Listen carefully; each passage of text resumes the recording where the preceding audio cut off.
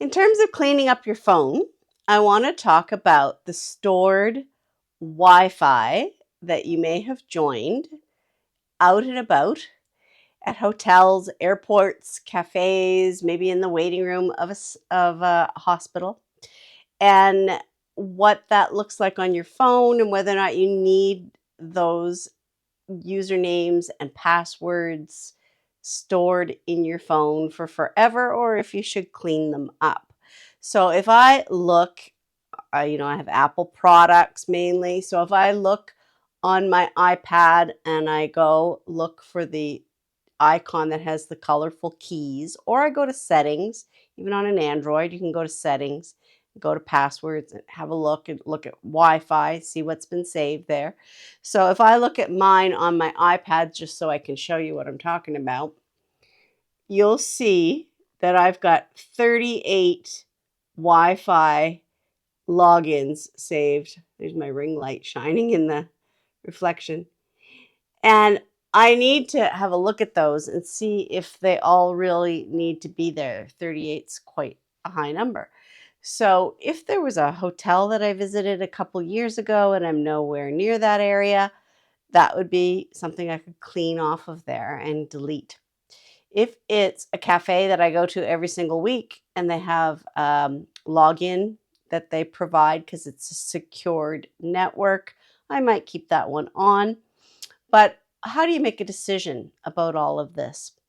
The first thing you need to know is if in the default settings of your phone, if you are allowing your phone to connect to free Wi-Fi every time you go into a place that offers that. When it's not secured, there is no username or password. It just auto takes you off of your data and logs you in. You should know that your phone's doing that. Be aware of when you've gone on to a free Wi-Fi hotspot. So in your settings, you'd look to toggle that off if that's not what you want to do.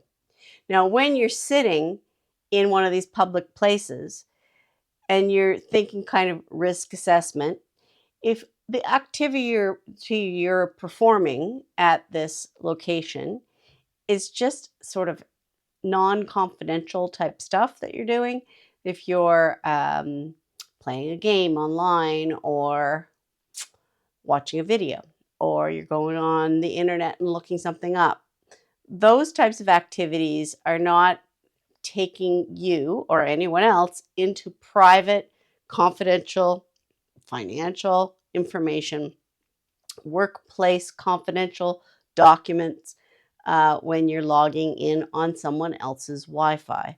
So it's relatively a safe thing to do.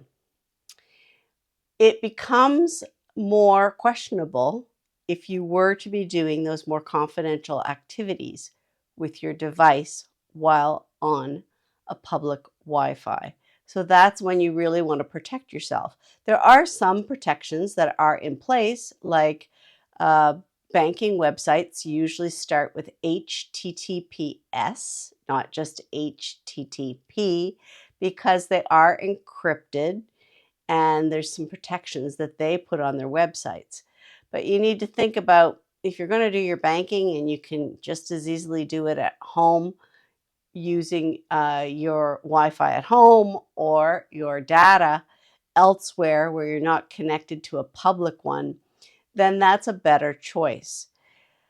What happens is that these free setups, these unsecured setups, could have a middle person. So you're trying to go from here to here on the internet, and there could be someone who is sitting as a middle man. They call it middleman strategies, where they're trying to grab your data, grab your information, hack into you, put malware on your devices. So you're trying to avoid that strange third party from getting into your system and wreaking havoc. And that's why you have to be cautious and know a little bit about what you're doing. So for the moment, a simple thing to do is go on your phone and delete the ones that you don't use all the time. Delete the ones that have a bigger population sitting there, the ones that you don't have to have login information to get into. So, what are some things that we can do? Let's kind of go through a list. First of all, we talked the other day about having strong passwords. That's great. Two-factor authentication to get into things. Looking to use websites that have HTTPS is always a good thing to be on the watch for. Cleaning up your phone from the Wi-Fi access that you don't need for the public locations. What else? Going into your default settings and looking at that saying that says connect automatically to free Wi-Fi, and make that maybe be toggled off so that you actually are alerted each time and making a decision. Knowing if the free Wi-Fi is secure, requiring a password or not, or it's insecure. There's also in your default settings a place where you can turn off file sharing so that no one is getting into your documents or your files. You might want to turn your Bluetooth off. That's a thing to be in an airport, let's say, and your Bluetooth is on if you're on an Apple product, and someone is zapping something to your phone and you don't even realize it's going on, that someone has sent you a file. Maybe you hear the ping and you look, but you're like, where's this coming from? And that could have malware attached to it. So anything else I want to say in that? Yes. If you are a person who is on the road for work and you have to do work online away from your office or your home, then there's another alternative to just using the free Wi-Fi at these different public places, and that's called VPN. So it's a virtual private network. It's something you could look up and learn more about separate from this video, as you can get into a little bit more detail with that in order to figure out the workings of it. But basically, what would happen if you chose VPN is like when you're moving from A to B, it's like you're in a protected little tunnel and people can't get in and get at what you're doing. So, yeah, so mainly